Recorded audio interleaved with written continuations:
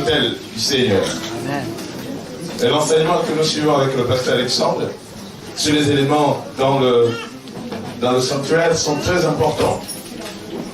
Que tu sois une offrande, que je sois une offrande qui brûle sur l'autel du Seigneur. C'est très important. Nous bénissons Dieu pour le témoignage de notre sœur. Bien-aimés, quand vous sortez de chez vous, ne dites pas que je suis pressé. Prenons 2 secondes pour prier avant de sortir. Amen. Prenez au moins 2 secondes. Dis Seigneur, je recommande mon parcours entre tes mains, mon chemin. Même si c'est pas aller faire des petites courses, dis non, je vais juste à côté. Il faut toujours prier parce que nous sommes dans un monde de fous. Quelqu'un peut sortir avec une arme, il rentre là-bas, ils vous éblouissent tous. Mais tu as prié, l'Éternel te garde. Amen. Amen. En attendant que nos amis sortent. Voilà. Que Dieu bénisse chacun. Nous allons ce matin revenir à notre texte d'Exode. L'histoire des enfants d'Israël en Égypte, leur sortie et leur parcours jusqu'en terre promise. Pour rafraîchir la mémoire des uns et des autres, nous avons vu ensemble le but pour lequel Dieu a demandé à Israël de sortir, a donné l'ordre à Pharaon de laisser partir le peuple de l'Éternel. C'était dans quel but? Ou c'est dans quel but de le laisser partir? Pour servir l'Éternel, n'est-ce pas? Et Dieu leur a dit qu'ils vont sortir avec le grand bien. Beaucoup d'or, de l'argent, des vêtements, des pierres précieuses. Exode 25 que nous venons de lire ce matin. Vous savez, les enfants d'Israël ne sont pas encore arrivés en terre promise. C'est dans le désert. Dieu parle à Moïse. Parce que Moïse n'est pas arrivé physiquement en terre promise avec les enfants d'Israël. Et Dieu lui dit de construire le tabernacle. Et c'est dans le désert. Pour vous faire comprendre que les enfants d'Israël sont sortis avec beaucoup de biens. Et ces biens avec lesquels ils sont sortis, c'est pour servir l'Éternel. C'est pourquoi l'Éternel demande à Moïse que chacun, selon les dispositions de son cœur, apporte librement. On n'a pas à imposer, on n'a pas à faire quoi que ce soit, que chacun apporte son offrande. Vous allez voir que les enfants d'Israël ont apporté au-delà de ce que Moïse a demandé. Ils ont apporté de l'or, des pierres précieuses, des vêtements. Mais ça venait d'où? Ils sont en train de marcher dans le désert, vers la terre promise. Ils peuvent faire escale 3 mois, 2 mois, 1 semaine, 2 semaines, 1 an, 2 ans. Mais ils n'ont pas le temps de cultiver. Ils n'ont pas le temps d'aller chercher de l'or. Mais l'or qu'ils ont vient d'où? Vient d'Égypte. Et c'est pourquoi Dieu, tout ce qu'il te donne, c'est pour le servir. Pour que tu le comprennes. Alléluia. Amen. Tout ce que Dieu te donne, c'est pour le servir. Si nous, chrétiens, nous pouvons comprendre cela, je vous assure que nous ne manquerons de rien. Parce que quand, au fur et à mesure que nous donnons à Dieu, Dieu nous comble de toutes ses grâces et toutes ses bénédictions. Donc ce matin, là, on va lire ensemble Exode. Exode chapitre 8. Exode chapitre 8.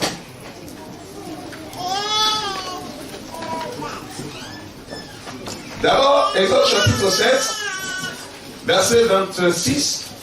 L'Éternel dit à Moïse. Donc, Moïse, il est revenu en terre, là où il avait grandi. Donc, comprenez que Moïse a été enseigné dans toute la sagesse égyptienne, dans les maths, dans les sciences, tout ce que nous connaissons aujourd'hui. Moïse a été divinement, il a eu une très bonne éducation.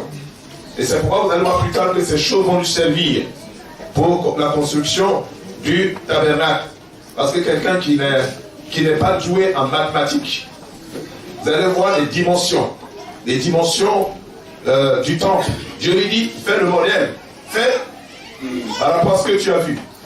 Tu vas reproduire la même chose. Donc Moïse, c'est un homme cultivé. C'est pas, même s'il a passé 40 ans dans le désert pour s'occuper des animaux, mais il n'a pas perdu toute cette notion. Voilà, la notion, la mathématique et les sciences. Un homme très intelligent, très doué, parce que c'est lui qui a écrit les 5 livres, qu'on appelle la Pentateuque. Hein? Vous voyez la précision avec laquelle il a écrit. Dieu a créé le ciel et la terre. Moïse était là? Moïse n'était pas là. Mais c'est Dieu qui lui a donné sa révélation. Il a écrit ces 5 livres. Genèse, Exode, Lévitique, Nombre et Deutéronome. Vous voyez, tout ça, Moïse n'était pas là. Mais il a écrit sous l'inspiration du Saint-Esprit. Donc il fait partie l'un des 40 auteurs divins. Et donc, il dit, l'Éternel dit à Moïse, va vers Pharaon, et tu lui diras, ainsi parle l'Éternel, laisse aller mon peuple afin qu'il me serve, avant qu'il ne soit frappé par la première plaie, c'est-à-dire l'eau du Nil. Hein? L'eau du Nil changée en sang. Voilà. Et on a vu la dernière fois que Dieu frappe les Égyptiens pas pour le plaisir, mais Dieu démontre sa force. Il frappe les divinités. Dieu a affaire aux divinités auxquelles Pharaon et son peuple sont attachés. Dieu frappe ces divinités parce que Pharaon compte sur ces divinités, sur ces dieux. Mais Dieu leur montre, le vrai Dieu leur montre que ces dieux ne sont rien. Amen. Amen. Donc le premier Dieu qui a été frappé, c'est le Dieu Hapi. Le Dieu Hapi, c'est-à-dire c'est une divinité importante que les Égyptiens adoraient en Égypte et qui se trouve dans le Nil, c'est-à-dire le Nil. Le Nil est une... Vous allez voir chaque fois que Moïse, chaque fois qu'il veut parler à Pharaon, Pharaon est sur le chemin d'aller vers le Nil. Il y a un rituel qui est fait. Et Moïse vient à sa rencontre et dit, l'Éternel te dit, laisse partir mon peuple. Exode chapitre 8. Nous allons lire ensemble. Donc ce soir, ce matin, nous allons voir la deuxième plaie. La deuxième plaie, les grenouilles. L'Éternel dit à Moïse, dis à Pharaon, étends ta main avec ta verge sur les rivières, sur les ruisseaux et sur les étangs, et fais monter les grenouilles sur le pays d'Égypte. Aaron étendit sa main sur les eaux de l'Égypte, et les grenouilles montèrent et couvrirent le pays d'Égypte. Ah, mais il y a un problème qui se passe. Au verset 3. Mais les magiciens en firent autant avec leur enchantement. C'est-à-dire les magiciens de Pharaon, ils vont faire la même chose. Mais Dieu est un Dieu tout-puissant. Amen.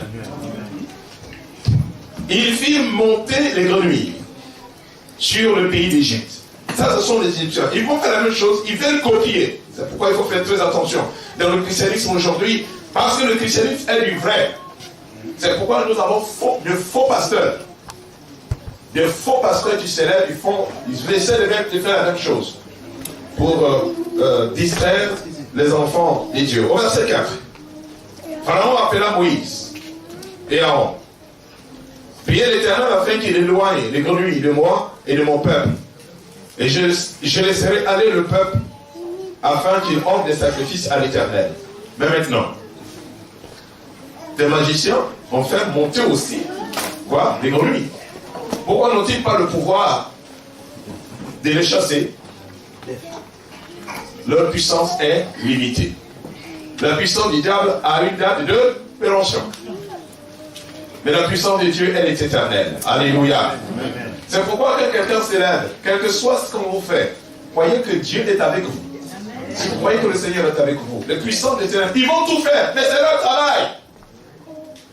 Vous savez, nous les chrétiens, parfois nous plaignons, mais pourquoi je suis attaqué? Pourquoi c'est moi? Mais c'est normal, tu veux que ça soit qui? Tu veux que ça soit qui? Tu es un enfant de Dieu. Tant que tu marcheras dans la voie de Christ, tu auras toujours une opposition. Ça, c'est normal. Si tu ne veux plus être attaqué, alors dans ce cas, tu vas dans le camp du diable. Si tu vas dans le camp du diable, tu ne vas plus t'attaquer. Il va te laisser tranquille. Mais toutes les fois que tu demeureras dans la voie de Dieu et tu marcheras dans la voie du Seigneur, Satan va s'opposer à toi. C'est ce qu'on appelle l'opposant.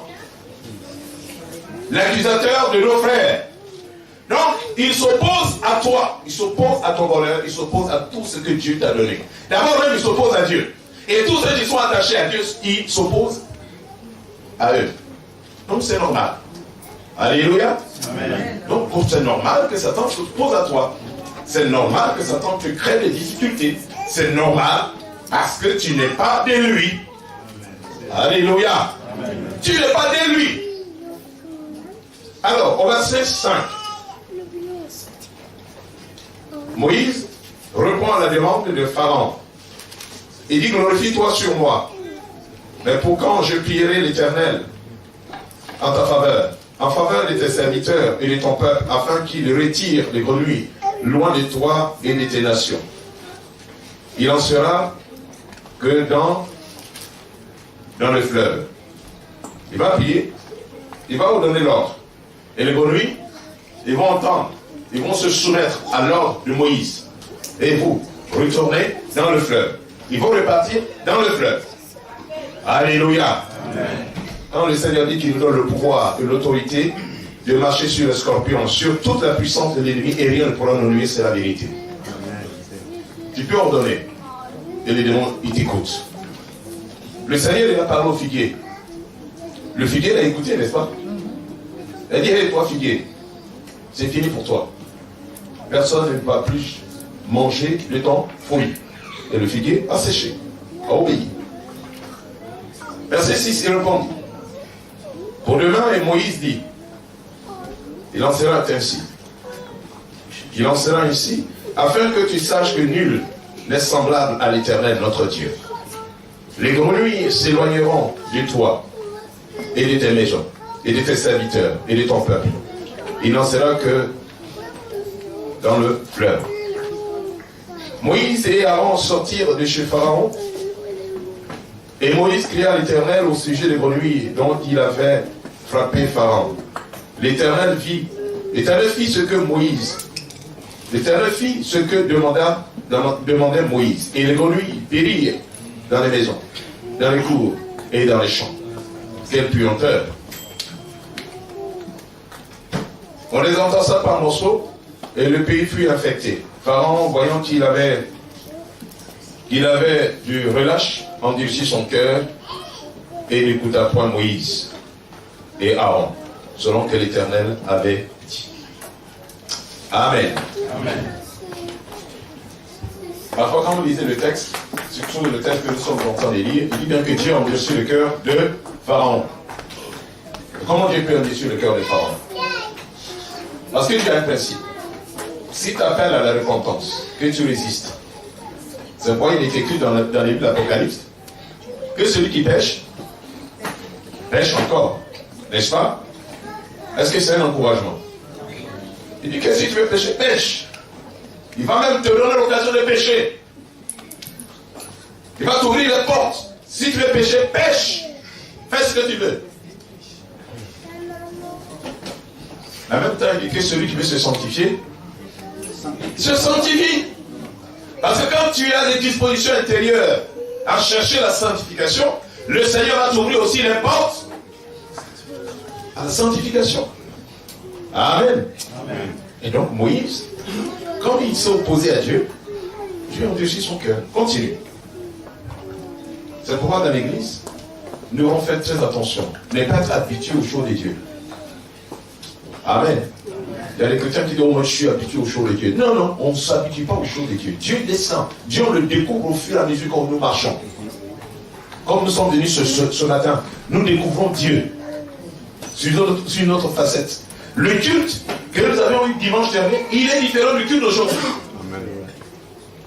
Chaque fois que nous nous approchons du Seigneur, nous le découvrons. Parce qu'il est dit, il est haut, l'Éternel. Il est profond.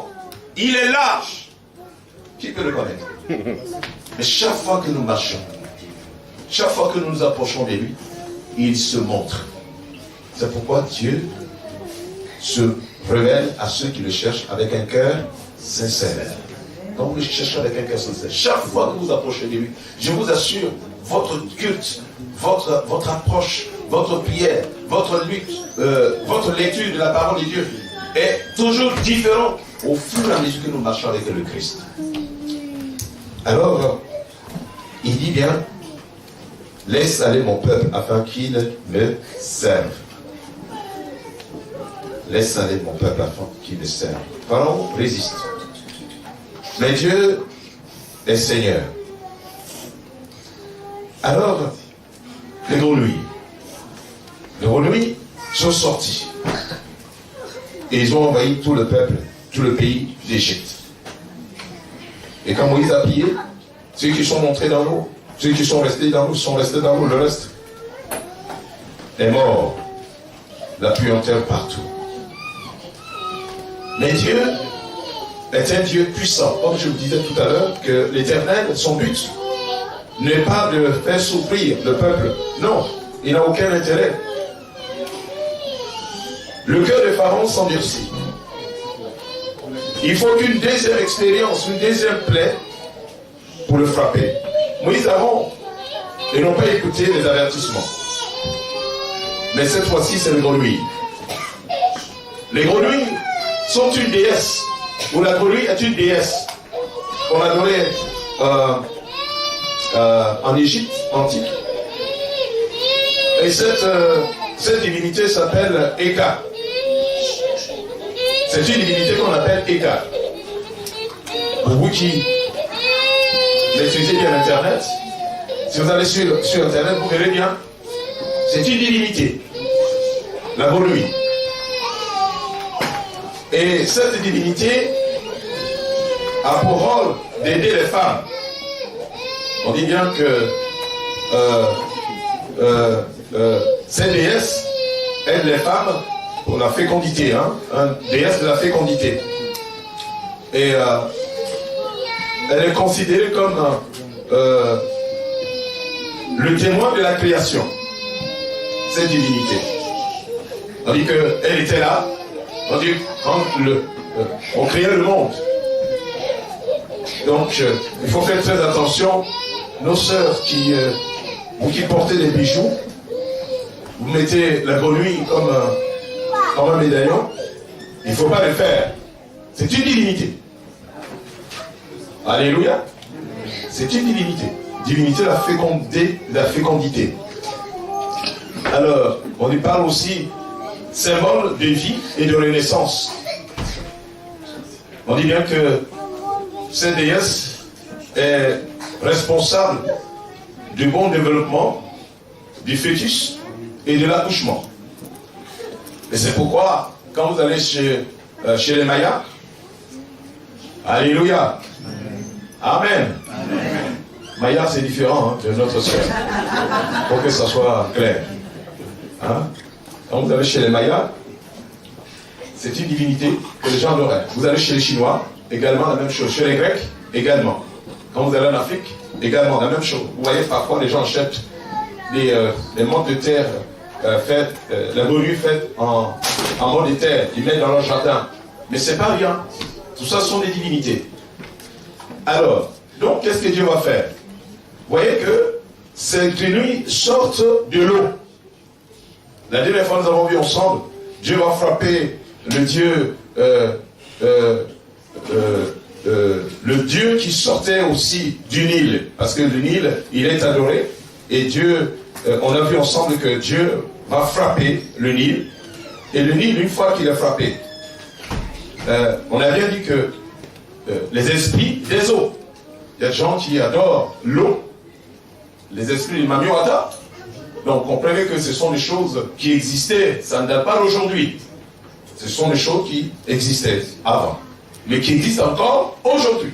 Parce qu'il y a des gens qui adorent l'eau. Vous voyez les gens par exemple qui construisent les ponts, si vous racontez ce qu'ils vivent, c'est vraiment extraordinaire. Si vous racontez ce qu'ils vivent, par exemple ils construisent le pont, et puis le lendemain, vous voyez le pont, il est cassé. Mais qui l'a cassé? Parce qu'il y a une divinité, il y a une puissance. Et les gens sont obligés de coopérer avec l'esprit. Hein, il y a des choses, il y a des phénomènes qui se passent, le monde dans lequel nous vivons. Donc, vous voyez même la technologie, on construit des grands ponts et tout ça sur les fleuves. Mais il demande la permission aux puissances qui sont dans le fleuve. Je n'exagère pas, ce sont des choses qui existent. Et donc, la grenouille, qui représente la fécondité. Vous savez, il y a des personnes qui vont voir, consulter le Dieu de la famille. On dit, mais ça vient du fleuve, de l'eau. Donc, il y a beaucoup de choses qui se passent dans l'eau. Comme je vous disais, il y a des gens qui aiment l'eau. Ils aiment l'eau. Ils aiment l'eau. Quand ils sont dans l'eau, ils sont contents. Mais ce n'est pas normal. Tu peux te laver. Tu peux bien te laver. Il faut être propre. Le Seigneur demande la propreté. Vous savez, quand on disait la parole de Dieu, le Seigneur, il est à cheval sur l'hygiène. Dieu veut que nous soyons propres. D'ailleurs, quand nous venons dans sa présence, il faut être propre. Et c'est pourquoi, tout à l'heure, on a vu la cuve qui servait aux ablutions. Il faut se laver. Il ne faut pas venir avec les choses sales. Même si Dieu regarde le cœur. Amen. Même si Dieu, le Seigneur, regarde le cœur. Mais il est important que tu sois propre aussi. Bien peigné, gloire à Dieu. Mais il ne faut pas rentrer dans l'extravagance. Ça, c'est pas. Il faut être saint. Alors, donc, la grenouille, Dieu va frapper les Égyptiens avec il va frapper le dieu Eka, la déesse, la fécondité. Alors, comment on va défendre l'Égypte de l'invasion de ces grenouilles? Ils sont impuissants, les Égyptiens. C'est-à-dire, les magiciens de Pharaon sont impuissants face à cette invasion. Mais, une fois de plus, Dieu dans sa compassion, Dieu dans sa miséricorde, il va agir.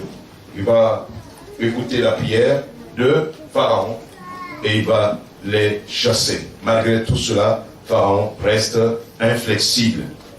Mais Dieu va continuer à frapper le peuple d'Égypte pour sa ténacité, pour l'endurcissement de son cœur. Pharaon appela Moïse et Aaron et il dit, priez l'Éternel afin qu'il éloigne les grenouilles de moi et de mon peuple. Et je laisserai aller le peuple afin qu'il offre des sacrifices à l'Éternel.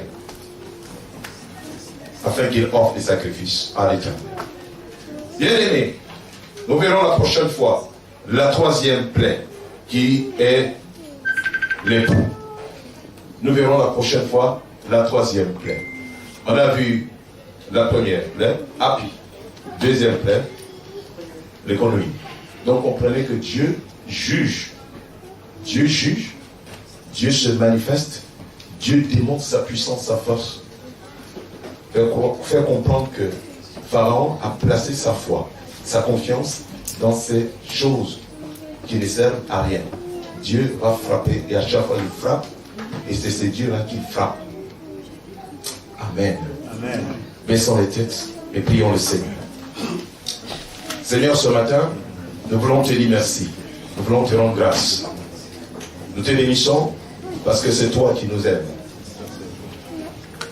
Nous te bénissons parce que tu es avec nous. Nous te bénissons parce que nous avons placé en toi notre confiance. Gloire à toi, éternel Dieu notre Père.